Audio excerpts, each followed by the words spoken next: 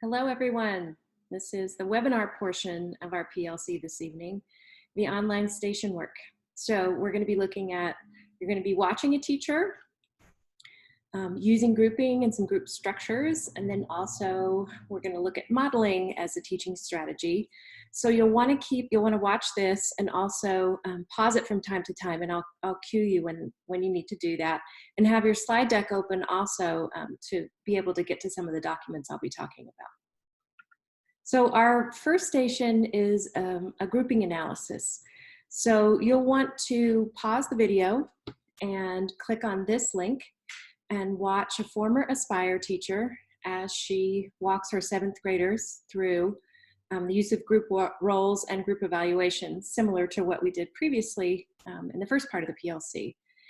As you are watching the video, use these questions to guide your thinking. How did her setup activities support students? In what ways were her students succeeding? What extra supports might they need? What's the teacher's role during the group work? And how could you adapt this approach to your class? Those are things to think about as you pause here and watch the video. Station 2. This station has you look at the different strategies or different ways we model for kids. You're probably doing lots of these modeling activities. However, now you're going to have a name to them. So what is modeling? Modeling allows teachers to make the invisible work of reading, writing, and thinking visible for students, so the course content is accessible to all students. It not only shares the thinking, but also reveals the steps necessary for engaging in the practice or the process and the decision-making process required along the way. For the next activity, I'm going to have you pause again here to do a little online work around different types of modeling.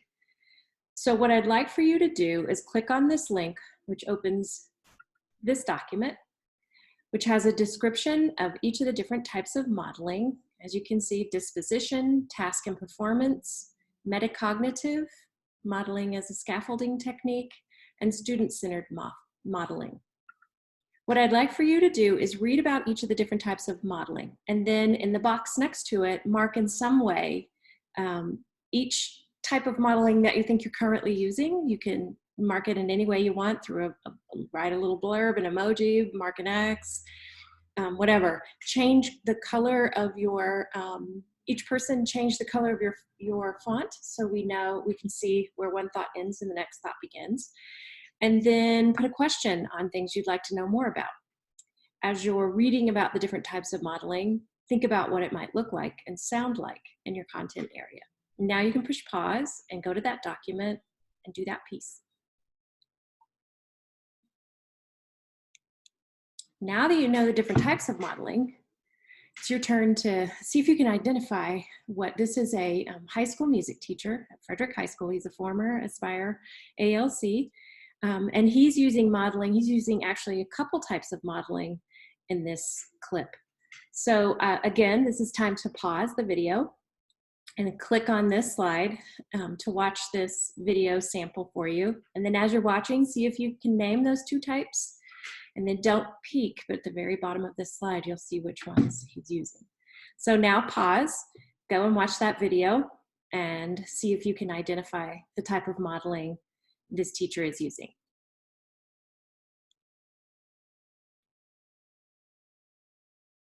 Now that you've had a chance to look at different types of modeling and see it in action, we started the PLC thinking about how can the work of, grouping students in group work and modeling, what does it have to do with equity and justice? And I like to think about it in these ways.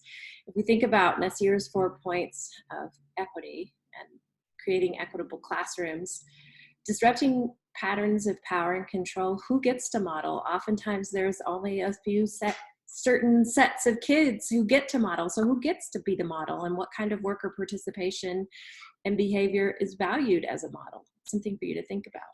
In terms of providing counter narratives to dominant discourse, what content becomes a model?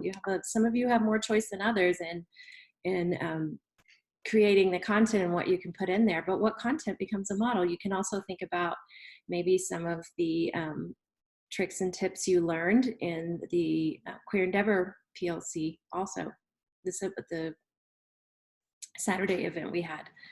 Making space for humanity. Your affect matters. Do you model similarly for all the kids? Are you different with certain kids? It's something to ask yourself all the time. And then mediating the outside world. This is where empathy comes into play. Your reactions to things that happen inside your classroom, systems and pattern in your classroom. These are whatever's outside is coming into your classroom. So how are we mediating that? Those are just a few ideas. Lastly, we have a closure activity for you. So tonight we looked at 2 high leverage practices in the classroom, and those are group work, and modeling. So we prepared some resources for you for modeling and grouping. If you click these links, it'll take you to lots of different places and what it looks like in different content areas.